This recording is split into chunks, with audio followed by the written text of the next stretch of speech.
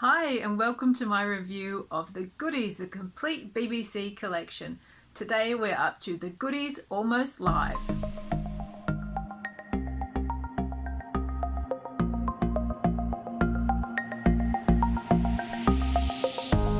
Now there's no story as such in this episode, it's just a showcase of The Goodies performing a range of comedic songs in front of a live studio audience.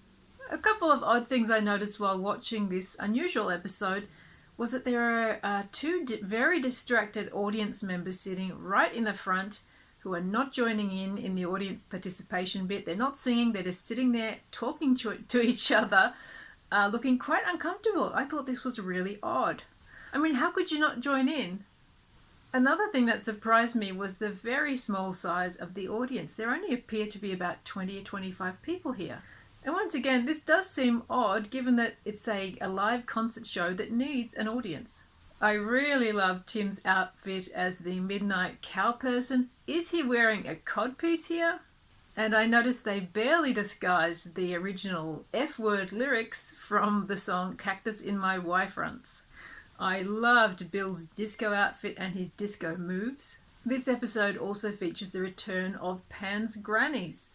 Now, when I first saw them appear in this episode, I thought they were just using a clip from their previous appearance, but it is all restaged. But it's restaged so well that it looks like the original appearance. But I think the biggest highlight of this episode for me was Bill's in-betweenies outfit. I love this outfit, I want it, I would wear it. Now I'm going to go out on a limb here and say I think this is Bill's best outfit ever. Something I have noticed in previous episodes that involve a bit of dancing, but it's very evident here, is that Graeme does seem to struggle with choreography and dancing. He has so many other talents, we can't expect him to be perfect at everything, but it is quite endearing to see him struggling here.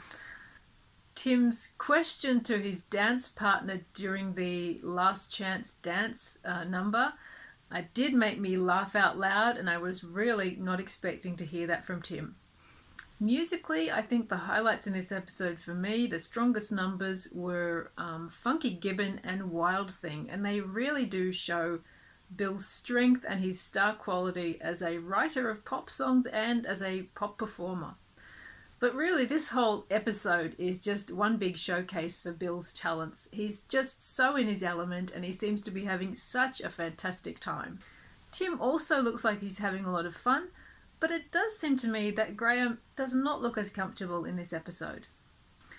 In Robert Ross's excellent book, Goodies Rule OK, he writes about how there was some dispute with the BBC over the fact that the BBC did not want to pay the boys for the original script for this episode, as the BBC felt they were just rehashing previously written musical numbers without really adding anything original to it as a story or, spoken content.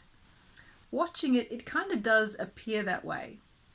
And while I was watching it, I did wonder if this might be another indication that the Goodies were perhaps getting a little bit tired or burnt out after the huge effort they'd been putting in as writers and performers over the previous seasons. And could we blame them if they were getting a bit tired, because they've been keeping the show at such an amazingly high standard for so long?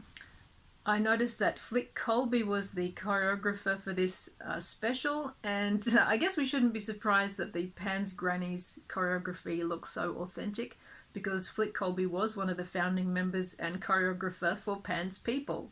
But I think the biggest surprise for me in this episode was we get to see Dave MacRae, who's Bill Oddie's musical collaborator.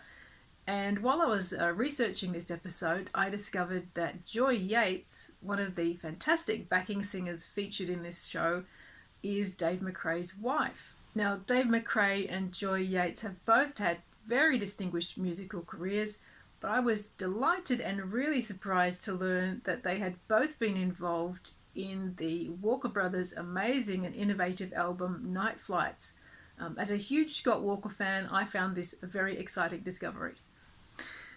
And really, working with the Goodies and Scott Walker, that's pretty damn cool.